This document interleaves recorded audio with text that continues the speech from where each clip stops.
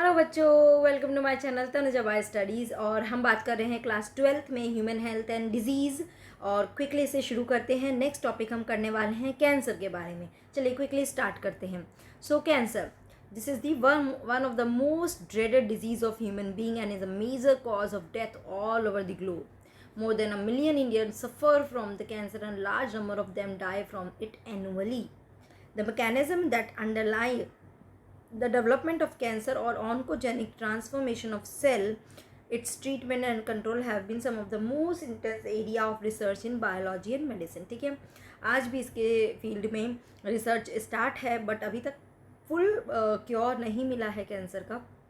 Now in our body, cell growth and differentiation is highly controlled and regulated. Okay, एक थोड़ा सा बता देती हूँ कि मान लो ये एक टिश्यू है, राइट. इस टिश्यू में बहुत सारी सेल है. ये सेल सब क्या कर रही हैं? ग्रो कर रही है. तो ये सेल अपना साइज़ बड़ा करेंगी. ओके, जैसे ही ये साइज बड़ा करके और जैसे ही दो सेल एक दूसरे के कांटेक्ट में आती है, वैसे ही इनकी ग्रोथ स्टॉप हो जाती है. ओके, जब कांटेक्ट में आती है तब ग्रोथ स्टॉप हो जाती है. इसी को हम बोलते हैं कॉन्टैक्ट इनहिबिशन. ठीक है, and this is how cell growth is regulated. Okay, over growth नहीं होगी, right. So highly controlled and regulated in cancer cell. There's a breakdown of these regulatory mechanism. अब कैंसर सेल में ये हट जाता है या स्टॉप हो जाता है. Normal cell show a property called contact inhibition, by virtue of which contact with other cell inhibit their uncontrolled growth. Cancer cell appear to have lost this property. और अब क्या होगा? कैंसर सेल, अगर ये cancer cell होगी तो ये क्या होगी? उसके बाद भी ग्रो करती जाएगी, ये भी ग्रो करती जाएगी. एंड इसकी वजह से क्या होगा? मतलब अगर ये दोनों ही कैंसर सेल है, जो भी कैंसर सेल है वो ओवर ग्रोथ करती जाएगी और एक्सेस स्पेस हो जाएगा. देयर इज अ ग्रुप और mass of cell will be formed and this leads to cancer. या आप बोल सकते हो कि यहाँ पे एक ट्यूमर बन जाएगा विच लीड्स टू कैंसर. ठीक है. So as a result of this, cancerous cells just continue to divide, giving rise to mass of cells called tumor. Okay, अब डिपेंड करता है. ट्यूमर दो तरह के होते हैं. One is called the benign tumour, another is malignant. So benign tumour normally remain confined to their original location, अपनी original location पे होते हैं, and do not spread to other parts of the body and cause little damage. ठीक है ना, ये कुछ खास डैमेज नहीं करते. अगर ये थ्रू आउट द लाइफ भी है तो भी कोई इशू नहीं है. ये सिर्फ अपनी जगह पे है, कहीं स्प्रेड नहीं होते. The thing about malignant tumor, on the other hand, are a mass of proliferated cells called neoplastic और ट्यूमर सेल. ध्यान रखना, इस सेल को हम क्या बोलते हैं? न्यूप्लास्टिक या tumour cell. These cells grow very rapidly and invading and damaging the surrounding normal tissues. ठीक है ना, और surrounding normal tissues. ठीक है ना, क्लियर हुआ ना कि surrounding tissue are invading and damaging the surrounding normal tissues, right. As these cells actively divide and grow, they also starve the normal cell by competing for vital nutrients. है ना. अब देखिए, इतना ग्रोथ करेगी तो उन्हें न्यूट्रिएंट्स की भी ज़रूरत है, तो वो नॉर्मल सेल के को स्टार्व करती है. मतलब कि नॉर्मल सेल के साथ कॉम्पीट करके खुद सारे न्यूट्रिएंट्स ले लेती है and normal cell starving condition में चली जाती है. The cell sloughed from such tumours reach distant site through blood. Okay, मतलब क्या कि यहाँ पे मान लो ये ग्रुप ऑफ सेल है, ये यहाँ से थोड़ी सी सेल डिटैच होगी, ब्लड फ्लो के साथ ये ट्रैवल करके किसी और जगह पहुँच जाएगी और वहाँ पे भी ट्यूमर कॉज कर देगी. So wherever they get locked in the body, they start a new tumour there. This property called metastasis. याद रखना, ठीक है ना. मेटास्टेसिस मतलब कि अपना जहाँ है वहाँ से डिटैच होकर कुछ सेल्स और ट्रैवल करेगी किसके थ्रू? ब्लड के थ्रू, और दूसरी जगह रीच करेगी और वहाँ जाके भी ट्यूमर क्रिएट करेगी. Is the most feared property of malignant tumour. ये सबसे क्या, क्योंकि अगर एक कन्फाइंड जगह पे हम उसको कंट्रोल करें भी तो ये तो डिटैच होकर पूरी बॉडी में स्प्रेड हो रही, तो हम कहाँ कहाँ ट्यूमर को कंट्रोल करेंगे, which is like control condition होती है. सो दैट्स वाई ट्यूमर या कैंसर का फुल प्रूफ क्योर नहीं है. ना कॉजेज ऑफ कैंसर, क्या क्या कॉजेज है? Transformation of normal cell into the cancerous neoplastic cells may be induced by physical, chemical और बायोलॉजिकल एजेंट. अलग अलग एजेंट है जो एक नॉर्मल सेल को कैंसर सेल में कन्वर्ट कर सकते हैं. These agents are called carcinogens. इनको ही हम carcinogens.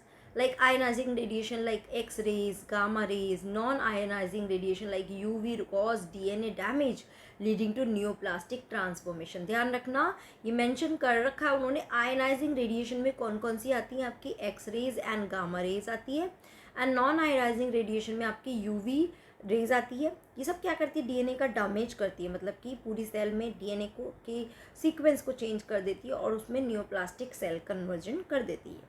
The chemical carcinogens present in tobacco smoke have been identified as major cause of lung cancer. ये क्या करता है, लंग कैंसर कॉज करता है.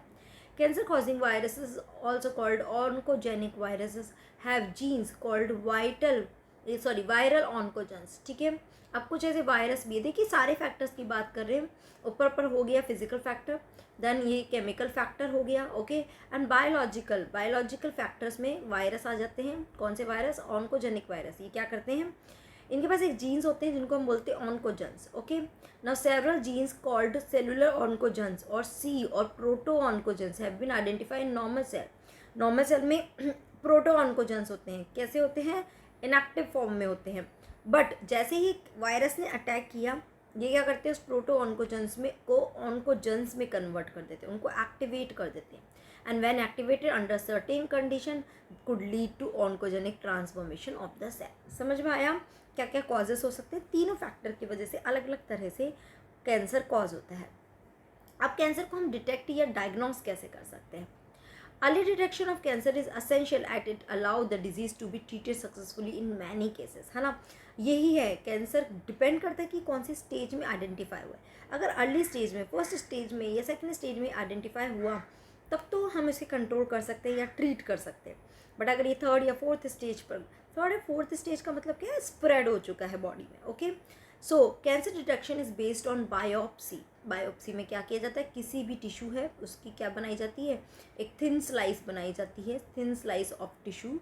ओके, इसकी thin slide of tissue, okay, उसको बनाकर एंड देन उसको ऑब्जर्व किया जाता है. तो वहाँ पे जो कैंसर सेल का जैसा भी मॉर्फोलॉजी दिखता है उस पर डिपेंड करता है कि वो सेल कैंसरस सेल है या नहीं है. And histopathological studies of the tissue and the blood bone marrow test for increased cell count in case of leukemias. Leukemia is what? It is a blood cancer. Okay, it is called the blood cancer. मतलब आप ऐसा बोल सकते हैं कि RBCs का lysis होता है बहुत ज़्यादा, तो उसमें हम बोन मैरो ब्लड की टेस्टिंग के थ्रू भी हम सेल काउंट को देखेंगे और फिर उस हिसाब से उसको डिटेक्ट करेंगे. In biopsy, a piece of suspected tissue cut into thin section is stained and examined under microscope. Histopathological studies by a pathologist. Okay. Now, techniques like radiography, like use of X-ray, CT scan, computed tomography, full form याद रखना, MRI, magnetic resonance imaging are very useful to detect the cancer of internal organ. ये सब technique use की जाती है किसके लिए, internal organ के डिटेक्शन के लिए. Okay. Now, computed tomography use X-rays to generate a 3-dimensional image of the internal of an object. क्या है ये, X-rays यूज़ करता है कंप्यूटर टोमोग्राफी CT स्कैन में और एक पूरा 3D इमेज निकाल के देता है. MRI uses the magnetic field and non-ionizing radiation to accurately detect the pathological and physiological changes in the living tissue. समझ आया? Okay. Now, antibodies against cancer specific antigen are also used for the detection of certain cancer. कुछ cancer में antibodies भी use की जाती है. Techniques of molecular biology can be applied to detect the genes in individual with inherited susceptibility to certain cancer. Okay, इसके through भी हम ना identification of such gene which predispose an individual to certain cancer may be very useful in prevention of cancer. Okay, ऐसे gene को identify करना जो मतलब किसी में हुआ है तो उससे हम कैंसर के प्रिवेंशन को कर सकते हैं. Such individual may be advised to avoid exposure to particular carcinogens to which they are susceptible. Okay, तो यहाँ हम उसको प्रिवेंट कर सकते हैं कि भाई ऐसा कोई इंडिविजुअल जिसमें हमें पता है कि कैंसर होने के ज़्यादा चांसेस है, तो क्या क्या क्या प्रिकॉशंस हम वो ले सकता है, उसके थ्रू हम उसको प्रिवेंट कर सकते हैं कैंसर होने को. Like tobacco smoke in case of lung cancer. तो tobacco smoke should not be taken in case of lung cancer. अब ट्रीटमेंट कैसे किया जाता है कैंसर का. The common approaches for treatment of cancer are surgery, radiation therapy and immunotherapy. 3 तरह से. Okay, इन radiotherapy क्या किया जाता है, tumour cells are irradiated lethally, उन पर रेडिएशन डाला जाता है बहुत ज़्यादा, and taking proper care of normal tissue, क्योंकि ऑब्वियसली ये अगर एक ट्यूमर सेल है तो इसके आसपास की जो नियर सेल है, जब रेडिएशन इस पर डाली जाती है तो नियर सेल को भी थोड़ा बहुत डैमेज होता है, बट प्रॉपर केयर की जाती है कि नॉर्मल टिश्यूज़ को कोई इतना डैमेज ना हो which are surrounding the tumour mass. Several chemotherapeutic drugs are use to kill the cancerous cells, बहुत सारी ड्रग्स भी यूज़ की जाती है, ड्रग्स से मतलब कि मेडिसिन यूज़ की जाती है for to kill the cancerous. Now depend करता है, this chemotherapy is like everybody is not able to accommodate और टू हैव दिस कीमोथेरेपी, हर किसी का बॉडी अलग अलग रिस्पॉन्ड करता है। Now some of these are specific for particular tumors. Majority of drugs have side effect, बहुत सारे side effects होते हैं like hair loss, anemia, the person will become anemic. इसके अलावा भी बहुत सारे side effects होते हैं. Most cancers are treated by combination of surgery, है ना, रेडियोथेरेपी एंड कीमोथेरेपी। अब डिपेंड करता है पर्सन का कैंसर किस जगह हुआ है, कितने स्टेजेस का है, उस पर डिपेंड करता है कि या तो उसको सिंगल ट्रीटमेंट दिया जाए, इधर रेडियोथेरेपी और कीमोथेरेपी और सर्जरी, या फिर तीनों कंबाइंड करके दिया जाए। Okay, so tumour cells have been shown to avoid detection and destruction by immune system, therefore the patient are given substances like biological response modifiers such as alpha interferon which activate the immune system and help in destroying the tumor, है ना। तो ये एक biologically हम कर सकते हैं क्योंकि हमें पता है कि इंटरफेरॉन वायरस के अगेंस्ट वर्क कर रहा है, तो यहाँ पे इंटरफेरॉन जो है वो हमारे इम्यून सिस्टम को एक्टिवेट करता है और उसकी वजह से हमारा इम्यून सिस्टम उस ट्यूमर सेल्स को फाइंड आउट करके उन्हें डिस्ट्रॉय करता है। But this is not full proof treatment. Okay, combination दिए जाते हैं, depends on the drugs stage, sorry cancer stage की, किस स्टेज पे कैंसर है। ओके, चलिए अब स्टार्ट करते हैं अल्कोहल ड्रग एंड अब्यूज़। इसको मैं एक टेबल के थ्रू ही बताऊंगी, मैं आपको ऑलरेडी बताई थी कि मैं एक टेबल से ही पढ़ाऊंगी, एक बार पढ़ लेते हैं, फिर इसके डायग्राम्स जो है वो हम एनसीईआरटी से देख लेंगे। ड्रग एंड अल्कोहल अब्यूज़, तो पहला ड्रग क्या है, that is the opioids. Okay, पर मिनट, या okay, first drug is opioids. किससे मिलता है, latex of poppy plant which is papaver somniferum. देखो ध्यान रखना इस टेबल में जो जो लिखा हुआ है, ईच वर्ड इज इम्पॉर्टेंट, है ना। Now bind to specific opioid receptor present in the central nervous system and gastrointestinal tract. दो जगह इसके रिसेप्टर्स प्रेजेंट होते हैं, ओके, वहाँ पे जाके ये ओपियोइड्स बाइंड हो जाते हैं और उसकी वजह से कुछ ना कुछ रिस्पॉन्स क्रिएट करते हैं। इसमें एग्जाम्पल आता है पहला मॉर्फिन, कहाँ से ऑब्टेन होता है, from the latex of poppy plant, very effective sedative and pain killer and useful in patient who have undergone surgery. तो they are having a plus side कि ये एज अ सेडेटिव, मतलब कि pain killer, person को pain इतना feel नहीं होगा, वहाँ यूज़ किया जाता है। बट इसका ओवर और एक्सेस यूज़ जो है उसको हम बोलते हैं drug abuse. Drugs are good, right, but अगर उसको हम एक्सेस यूज़ करेंगे then it will become abuse. जब ये एडिक्शन बन जाए then it will become abuse. दूसरा एग्जाम्पल आता है हेरोइन या स्मैक जिसको बोलते हैं। It is chemically diacetyl morphine, है ना, मॉर्फिन को ही फर्दर उसको हमने ट्रीट कराया और उसका क्या है, diacetyl morphine which is obtain from the acetylation of morphine. Morphine के एसिटाइलेशन से हमें एक डाईएसिटाइल मॉर्फिन मिलता है विच इज़ कॉल्ड हेरोइन, है ना। बहुत इंपॉर्टेंट है, क्वेश्चन यहाँ पे बन जाता है, तो याद रखना, ठीक है। Okay, now it is white in color, odorless, bitter, crystalline compound taken by snorting and injection, है ना, snorting and injection के थ्रू, snorting के थ्रू, दोनों थ्रू लिया जाता है।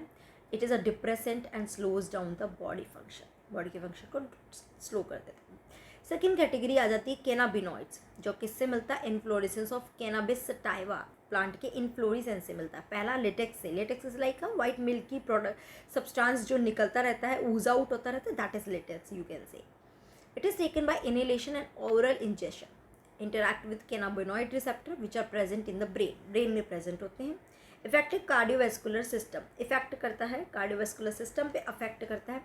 It is generally abuse by the sports person, जो अपनी परफॉर्मेंस को एनहांस करने के लिए कैनाबिनॉइड्स लेते हैं। नेक्स्ट थर्ड कैटेगरी आ जाती है कोका एल्कलॉइड्स, कोकेन या कोक या क्रैक, अलग अलग नाम है, मैंने सारे नाम बता दिए हैं। किससे मिलता है, Coca plant that is Erythroxylum Coca, okay. It interfere with the transport of neuro transmitter dopamine, ध्यान रखना है ना, हमें पता है कि ये एक मतलब न्यूरॉन है, ओके, ये न्यूरॉन की एंडिंग है, राइट, और हमें पता है कि यहाँ पे नेक्स्ट न्यूरॉन का आया, सपोज दिस वन, ओके, तो यहाँ का जो ट्रांसफ़र होगा ना, दैट इज़ किसके फॉर्म में होता है, न्यूरो ट्रांसमीटर। तो ये कह रहा है कि ट्रांसमीटर का न्यूरो ट्रांसमीटर का ट्रांसपोर्ट ही नहीं हो रहा। अब ट्रांसपोर्ट ही नहीं हो रहा है तो इन्फॉर्मेशन आगे रीच ही नहीं कर पा रही है, यहाँ पे आगे जा ही नहीं पा रही है, तो क्या हुआ, वहीं पे इन्फॉर्मेशन स्टॉप हो गया। It is stimulating the action on the central nervous system, euphoria and increase energy. Euphoria एक है ना इमेजिनेशन, लाइक है ना फीलिंग्स चेंज होना, एक इमेजिनरी सब चीज़ें रहना, and increase energy, hallucination, change in feeling and perception, ठीक है, good feeling, very happy feeling create होना, they all done by this coca. It is also abuse by the sports person, ठीक है, क्योंकि एनर्जी इंक्रीज करता है, that's why it is abused. ना atropa, belladonna and datura, ये दो category है जो हेलुसिनेशन की तरह एक्ट करती है। डायरेक्ट क्वेश्चन आता है which of following are hallucinations, right. Then barbiturates, amphetamines, benzodiazepine, lysergic acid, diethylamide मतलब LSD, they all are used as a medicine to help patient cope with the mental illness like depression and insomnia. insomnia यानी नींद नहीं आना, okay, तो इनको treat करने के लिए, बट इन्हीं को ही हम एज अ अब्यूज़ यूज़ करते हैं, ओके। तो ये थोड़ा सा ध्यान रखना। ओपियम जो पॉपी प्लांट है, वो प्लांट का डायग्राम दिस वन, मॉर्फिन का डायग्राम दिस वन, एक जस्ट गो थ्रू कर लेना, हाँ, बस कहीं दिया तो पता होना चाहिए। कैनाबिस सटाइवा उसकी ये, एंड कैनाबिड मॉलिक्यूल जो है वो ये वाला स्ट्रक्चर होता है। देन यहाँ पे दिया हुआ है दतूरा, ओके, दतूरा, राइट, ओके। तो यहाँ पे I have covered almost all things, है ना, यहाँ पे कवर हो गया है, ओके। चलिए अब आ जाते हैं आगे, स्मोकिंग के ऊपर लेते हैं। तो again I am going to tell you through table. तो स्मोकिंग आ जाते हैं ना। Tobacco has been use by human being for over 400 years. It is smoked, chewed and use as a snuff. It contain many chemical substances like nicotine, है ना, एक alkaloids है, which stimulate adrenal gland to release adrenaline and noradrenaline causing high BP and heart rate, है ना, ये nicotine का काम है। अगर आपसे पूछा जाए कि स्मोक में सबसे मेजर क्या है substance, that is nicotine.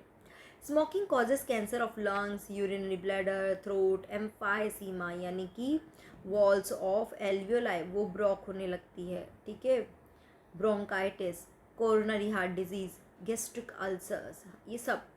Tobacco chewing causes oral cancer too. Smoking increases CO content in the blood and reduces oxyhaemoglobin, क्योंकि CO है, ये क्या है, it show high affinity towards haemoglobin, है ना। तो जैसे ही ये आता है, ये हीमोग्लोबिन के साथ बाइंड करता है और ऑक्सीजन को बाइंड नहीं करने देता, जिसकी वजह से ऑक्सी हीमोग्लोबिन कंटेंट कम हो जाता है, यानी ऑक्सीजन का ट्रांसपोर्ट ही नहीं हो रहा, and this causes the O2 deficiency in the body, okay, ठीक है। अब आ जाते हैं एडोलसेंस एंड ड्रग और अल्कोहल अब्यूजेस। अब जनरली ये एडोलसेंस जो है वो इसके लिए ज़्यादा ससेप्टेबल होते हैं ड्रग अल्कोहल अब्यूजेस के लिए। So adolescence is a period and a process during which a child become mature in terms of his or her attitude and belief for effective participation in society. It is a bridge linking childhood and adulthood. उन दोनों के बीच का जो period होता है that is called adolescence. It's like a 12 to 18 year. It is a vulnerable phase of mental and psychological development, है ना। अब इस एज में a person can divert in any way, right? अब कॉजेज़ क्या है ड्रग और अल्कोहल अब्यूज़ के एडोलसेंस में? पहला है क्यूरियोसिटी एंड एक्सपेरिमेंटेशन। क्यूरियोसिटी है कि मुझे ट्राई करना है। Need for adventure and excitement to escape facing problem, बहुत सारी प्रॉब्लम फेस कर रहे हैं, उसे एस्केप करने के लिए ये ड्रग्स अब्यूज़ करते हैं सो दैट वो भूल जाते हैं थोड़े टाइम के लिए। The stress from pressure to excel in academic and examination में बेस्ट परफॉर्म करना है। टेलीविजन, मूवी, न्यूज़पेपर, इंटरनेट, इसके थ्रू दे आर लाइक ना have curiosity about this. Unstable और unsupportive family structure and peer pressure, ये सब causes हैं एक ड्रग और अल्कोहल अब्यूज़ के एक एडोलसेंस में, ओके। सो यहाँ पे क्या हो जाता है, दो चीज़ें डेवलप हो जाती है। एक तो होता है addiction, psychological attachment like euphoria, a temporary feeling of well being to drugs and alcohol. तो उनको अच्छा फील होता है तो वो अडिक्ट हो जाते हैं उसके लिए। And with repeated use of drugs the tolerance level of receptor increases, thus the receptor respond only to higher doses leading to greater intake and addiction, है ना। जब भी कोई चीज़ लगातार लेते हैं तो हमारी बॉडी उसके लिए रजिस्टेंट हो जाती है। तो फिर हमें जब उस पे अगर इफ़ेक्ट कराना है तो हमें हाई डोज लेना पड़ता है, और हाई डोज लेना पड़ता है, तो इसलिए बॉडी और एडिक्ट हो जाती है उसके लिए। सेकेंड है dependence, the tendency of body to manifest a characteristics and unpleasant withdrawal syndrome if regular dose of drug और अल्कोहल इज एब्रप्टली डिसकंटिन्यूड, है ना। अगर डिसकंटिन्यू किया तो उनमें बहुत अनप्लीजेंट विड्रॉल सिंड्रोम डेवलप हो जाएगा, बहुत अजीब बिहेव करेंगे। ओके, तो ये इसलिए वो डिपेंड हो गए हैं। This results in anxiety, shakiness, nausea and sweating. Dependence leads to social adjustment problem, है ना। अब इफेक्ट क्या है?